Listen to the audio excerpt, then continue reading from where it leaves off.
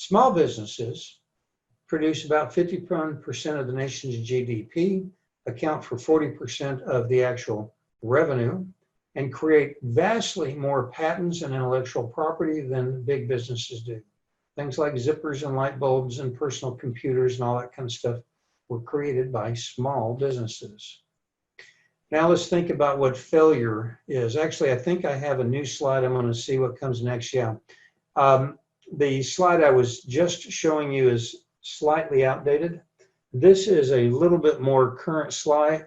This covers the time frame from 1994 to 2016. So that's actually about a 22, 23 year time frame.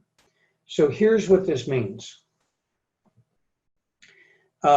Businesses that have been in business for 1 year, 21.5% of them fail, which means the rest of them are still in business. So if we look at this data point right here, 21.5%, that means 21.5% of businesses fail within the first year. However, about 79.5% or 78.5% make it through the first year.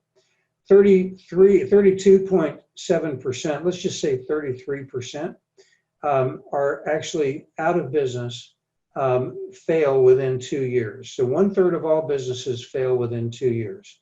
Now, when you come out to 5 years, 51.6%, a little over 50%, just a little over 50% of all businesses fail within the first 5 years. When you go out to 10 years, you kind of almost the reverse from the 10 years and the 2 years. 10 years, 66% of all businesses will have failed, which means that about 1/3 of all businesses will make it 10 years or more. Now, there's all kinds of reasons why these failures happen, but generally speaking, they can be boiled down into a number of sort of specific causes. Before we get into that, let's think about failure. Literally, failure is a natural part of creating new things. When you create something new, you don't know how it's going to work, and sometimes it doesn't. And the important thing about failing is to make sure that you learn lessons from the process of failing. Failure in and of itself is not a bad thing. It's certainly not something to be looked forward to. But if you learn important lessons and take those lessons and you apply them yet again to another attempt that becomes successful, then the failure was nothing more than a temporary setback. It wasn't a permanent mark on you. And so it's important to keep failure in perspective. And in fact, I want to call your attention to some interesting failures. George Foreman filed for bankruptcy in 1983. I don't know how many of y'all have a Foreman grill. I've got one, but the guy's worth well over $300 million. George Foreman is an incredible marketing machine. The guy is so great. He smiles. He just looks like you just like the guy. And so, I mean, he's good as a corporate huckster. He made a lot of money after his bankruptcy.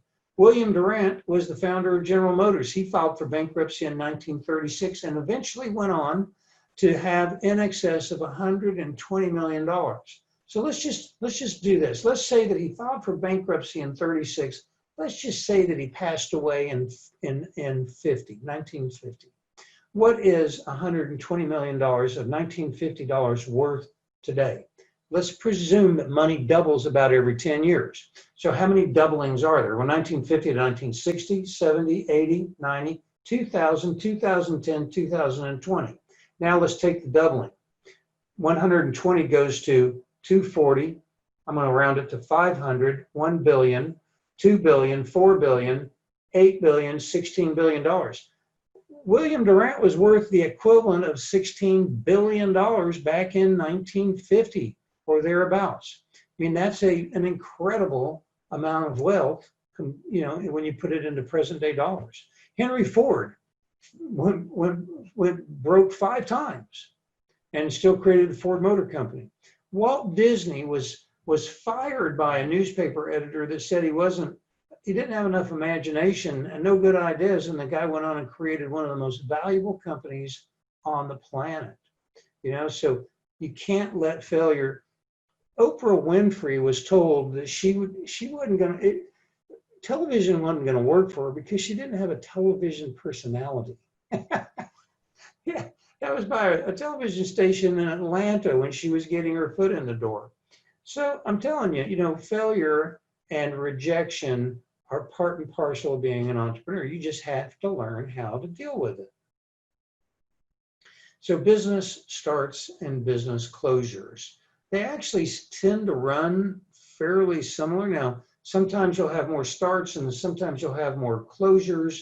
Obviously, during the years of 2008 and 9, when you're entering the Great Recession, you started to have more closures than starts, but there's a relatively equal number. There's always people out there that are motivated and excited to get their piece of the American dream and start a business and get out there and just make things happen.